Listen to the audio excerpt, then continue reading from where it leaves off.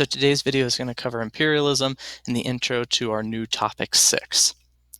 So you should be able to do these things by the end of this lecture, and I want you to especially focus on the political, economic, and social causes and effects of imperialism. You can see it comes up here and it comes up down here. So imperialism is just the policy of one nation dominating another nation, and it doesn't matter how they do it, it's just they are in control of that nation. When you get some examples, that'll be a little easier for you to understand. Protectorate and sphere of influence we're going to go over, so I'm not going to hit their vocab words right now. You need to remember the West, which is going to refer to the nations of Western Europe, the United States, Canada, who are traditionally going to be the ones doing the imperialism, and social Darwinism, which we went over in topic 4, that survival of the fittest, but it's applied to society instead of animals. So since the 1400s, Europeans had been going out and colonizing places, but originally their reach was not very far. They had limited outposts mostly because they didn't have the technology to get into the interior of a lot of countries. But in the 1800s, along with the start of the Industrial Revolution, new imperialism starts. And the reason for this is the European nations have stronger governments that can now finance big military expeditions into other nations around the world. They're super rich from industrialization, and they can use that to then go afford large empires. If you have an empire that stretches across the planet, that's very expensive. And also, industrialization leads to military strength. Suddenly, European nations have technology that literally no one else has. They have machine guns, repeating rifles, steamships, eventually airplanes, and that allows them to go out and actually enforce their will on the other nations. So our first causes of imperialism are going to be the economic causes. And first of all, resources. When you industrialize your nation and you're going through the Industrial Revolution, you need a lot of resources. You need all the iron, all the cotton, all the steel. So the colonies provide the resources that Europe cannot make or doesn't have enough of for itself. So there's not a lot of rubber plantations in Europe. There wasn't a lot of oil, so they went out and they got it from other places. The second big cause is going to be markets selling their surplus goods. When factories are making hundreds of thousands of pairs of shoes a month, you can't possibly sell them to all your people in your European country, so you go to your colonies and you sell them there. And investments. The banks could use the extra money earned from the Industrial Revolution, and they could begin building things in other nations so that they could make money off that. The political causes of imperialism are going to be, first, they want islands and ports to refuel ships. We're going to see that a lot of them want the ports around the world because the coal-fired steamships need to have somewhere to refuel, so they take ports so that they have those military bases. There's also going to be nationalism, so that pride in your nation. Nations just want more colonies than other nations because they want to prove that their nation is better. You can also protect your national security by seizing colonies. So if you want to have your own supply of oil for your own tanks and planes, you go get it from a colony instead of buying it from somebody else, so it's your colony and your source of oil. There's also prestige.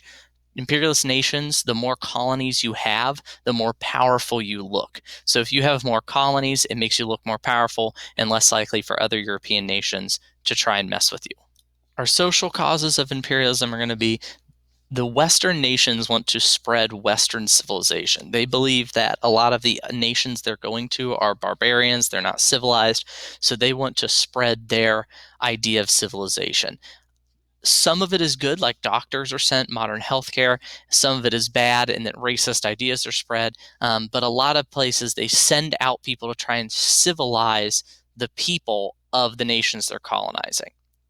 Social Darwinism also plays a part in it, that the European nations believe they're the most fit. They are the strongest. They have industrialization.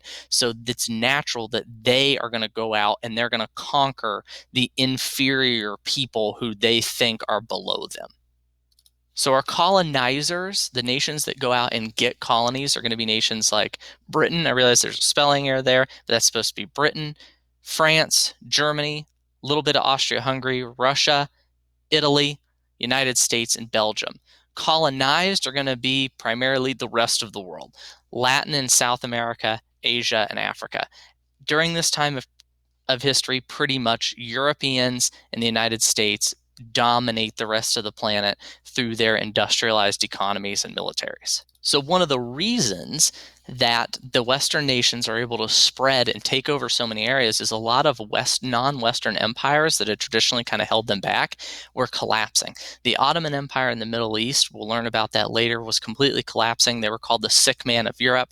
The Mughal Empire in India had broken apart. The Qing dynasty in China had experienced the biggest war possibly in history.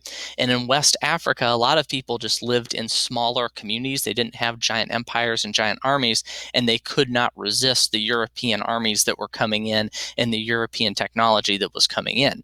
So with all these empires kind of losing their power, it gave an opening for Europeans and for Westerners to come in, take over those areas, and control them.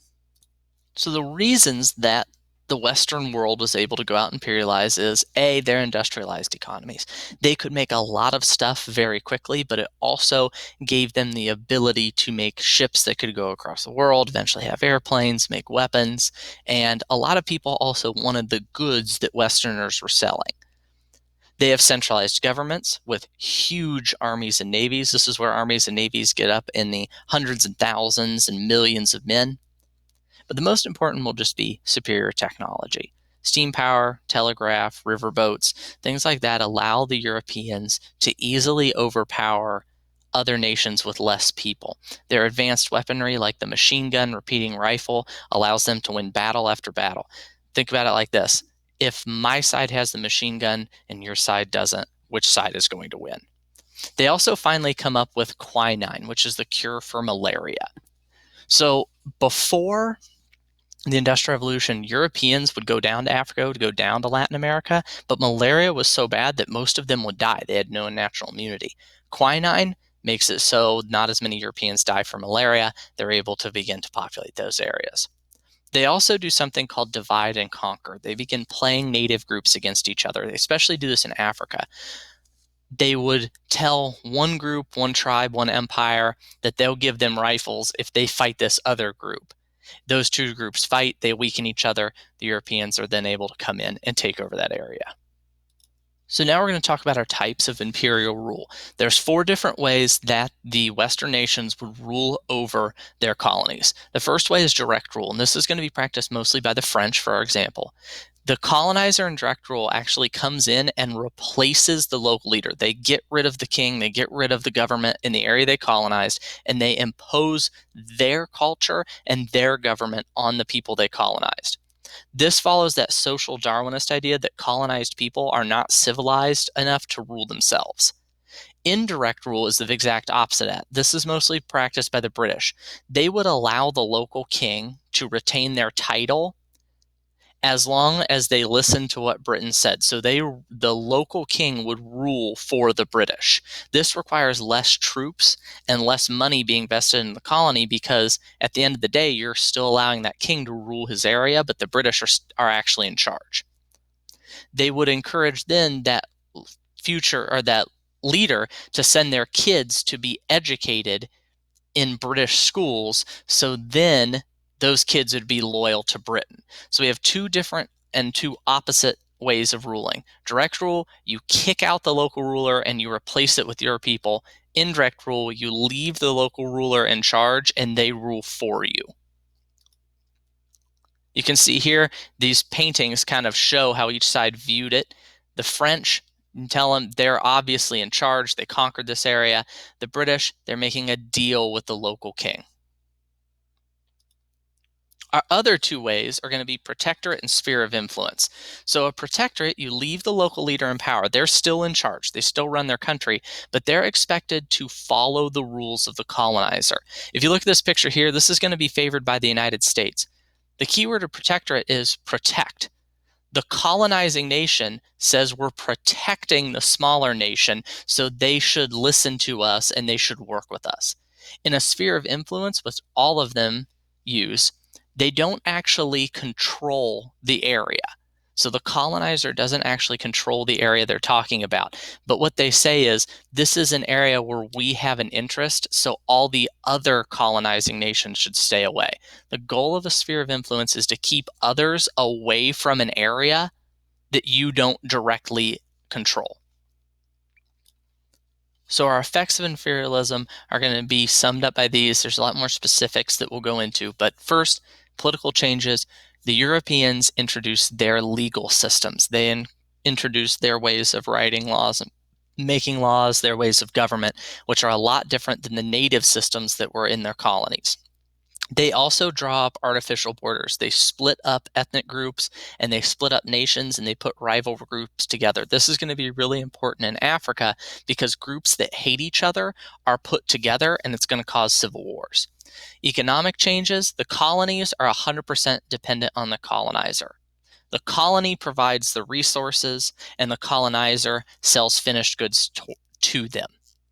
Colonies, their local industries are destroyed because they're getting everything from the colonizer. They introduce money to a lot of places. This can be good and bad. And they build better transportation. So the Europeans, to get the resources out of their colonies, they provide roads, railroads, canals. They build that stuff so they can get the resources out of them. Remember, though, with a colony, the benefit is not for the colony, it's for the colonizer. Social and cultural, the traditional economic systems collapse. A lot of people have to move to cities to work in factories. Christianity and the Western ideas spread. Remember that idea of social Darwinism? They're spreading their version of civilization. And improved medical care. Western medicine does come to a lot of the areas that Europeans in the West takes over. So I hope this kind of helps you understand imperialism as a good intro. And if you have any questions, just ask me.